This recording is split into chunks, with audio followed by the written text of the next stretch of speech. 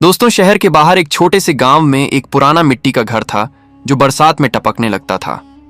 इसी घर में 18 साल की प्रिया रहती थी, जिसके चेहरे पर उसकी उम्र से कहीं ज्यादा थकान और जिम्मेदारी झलकती थी। उसके पिता की कई साल पहले मौत हो चुकी थी और महीनों से बीमार मां बिस्तर पर पड़ी रहती थी। प्रिया का एक भाई राहुल जब 12 साल का था तब सेना में भर्ती हो गया था। वह सरहद पर तैनात था और कभी कभी कुछ पैसे भेजकर मदद करता था, लेकिन उतनी रकम पूरे घर का खर्च और मां का इलाज कराने के लिए काफी नहीं थी। हालातों के आगे उसकी पढ़ाई टिक नहीं पाई। 9वीं कक्षा के बाद उसने किताबें छोड़ दी और बाजार में सब्जी का ठेला लगाना शुरू कर दिया। उसकी दिनचर्या सुबह मंडी से सब्जी लाना, दिन भर बेचना और शाम को थक कर घर लौटना थी। गांव के थाने का इंस्पेक्टर विक्रम एक घमंडी और लालची आदमी था, जिसके बारे में बाजार के लोग कहते थे कि वह गुंडों से भी ज्यादा खतरनाक है, क्योंकि उसके पास वर्दी और सरकारी रुतबा दोनों थे। शुरू में विक्रम बस दूर से प्रिया को घूरता था, लेकिन धीरे धीरे उसने बहाने बनाकर पास आना शुरू कर दिया। कभी सब्जी के दाम पर सवाल करता तो कभी ठेले पर झुककर बेकार की बातें करता। प्रिया पहले तो उसे अनदेखा करती रही, लेकिन उसका डर बढ़ता गया। एक शाम जब प्रिया ठेला समेटकर घर लौट रही थी तो सुनसान सड़क पर विक्रम बाइक पर उसके साथ साथ चलने लगा। उसने हंसते हुए कहा, अरे प्रिया, थक गई होगी, मैं छोड़ देता हूं घर तक। प्रिया ने कोई जवाब नहीं दिया और तेज चलने लगी। विक्रम ने अपनी बाइक उसके बिल्कुल पास लाकर कहा, इतना क्या शर्माती हो, थोड़ा बात कर लो, पुलिस वाला हूं, कोई और छेड़ेगा भी नहीं। प्रिया का गला सूख गया, लेकिन उसने फिर भी कुछ नहीं कहा। उस रात वह देर तक सो नहीं पाई। उसका मन हुआ कि मां को सारी बात बताएं, पर उनकी सेहत देखकर वह चुप रह गई। दिन ब दिन हालात बिगड़ने लगे। विक्रम की हरकतें और बढ़ गईं। अब वह जानबूझकर ठेले के सामने आकर खड़ा हो जाता, कभी भीड़ में कंधा टकराता तो कभी घर के रास्ते में बाइक रोक लेता। प्रिया की आंखों में अब डर और गुस्सा एक साथ रहने लगा था। फिर वह दिन आया जिसने कहानी का रुख बदल दिया। शाम के करीब 7-10 बजे प्रिया ठेला खींचते हुए बाजार के किनारे से जा रही थी। सड़क का एक हिस्सा अंधेरा था। वहीं विक्रम फिर बाइक लेकर आ गया। इस बार उसने ठेला रोक दिया और बोला, तू ज्यादा अक्कड़ दिखाने लगी है, आज तो बात करके ही जाऊंगा।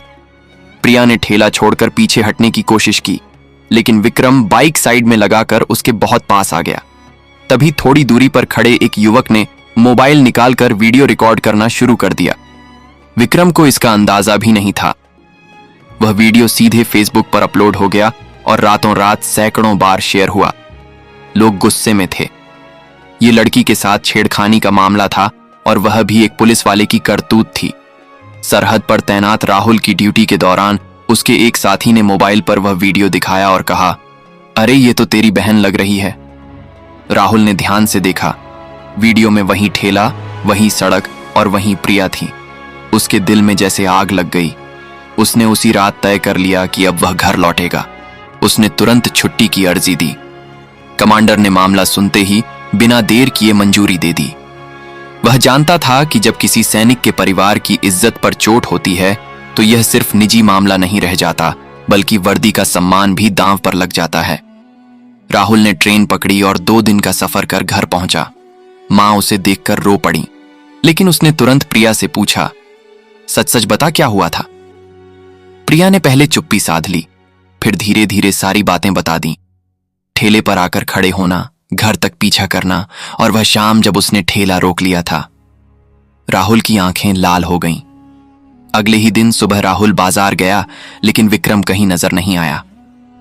शाम होते होते जब प्रिया ठेला समेट रही थी, उसने विक्रम को देखा। वह फिर बाइक पर था, जैसे हमेशा आता था। इस बार राहुल पास की दुकान पर खड़ा इंतजार कर रहा था। जैसे ही विक्रम प्रिया के पास पहुंचा और कुछ कहने के लिए झुका, राहुल ने कदम बढ़ाए। ओ विक्रम, उसकी आवाज गूंजदार और सख्त थी। विक्रम पलटा, तू कौन है? मैं वह हूं जिसकी बहन को तूने अपनी वर्दी के घमंड में छेड़ा है, राहुल ने कहा और बिना एक पल गंवाए मुक्का जड़ दिया। भीड़ जमा हो गई। राहुल के घूंसे, लातें और थप्पड़ बाजार में गूंज रहे थे। विक्रम पहले तो हैरान रह गया, फिर हाथ उठाने की कोशिश की, लेकिन राहुल की फुर्ती और गुस्से के सामने टिक नहीं पाया। लोग मोबाइल निकालकर वीडियो बनाने लगे। कुछ मिनट बाद विक्रम ने फोन निकालकर अपने थाने के लोगों को बुला लिया। 4 पुलिस वाले जीप में आए और भीड़ को हटाते हुए राहुल को पकड़ लिया। देख लूंगा तुझे, सेना वाला है तो क्या? विक्रम ने दांत भीते हुए कहा और इशारा कर दिया। राहुल को थाने ले जाया गया और बिना किसी एफआईआर के सीधे लॉकअप में डाल दिया गया। प्रिया और मोहल्ले के कुछ लोग थाने पहुंचे, लेकिन उन्हें धक्का देकर बाहर कर दिया गया। उसी रात राहुल के कमांडर को फोन पर सारी जानकारी मिल गई। उसने तुरंत उच्चाधिकारियों से बात की और अगले ही दिन शहर की मुख्य सड़क पर सेना के बड़े वाहन और जीपें आ गई।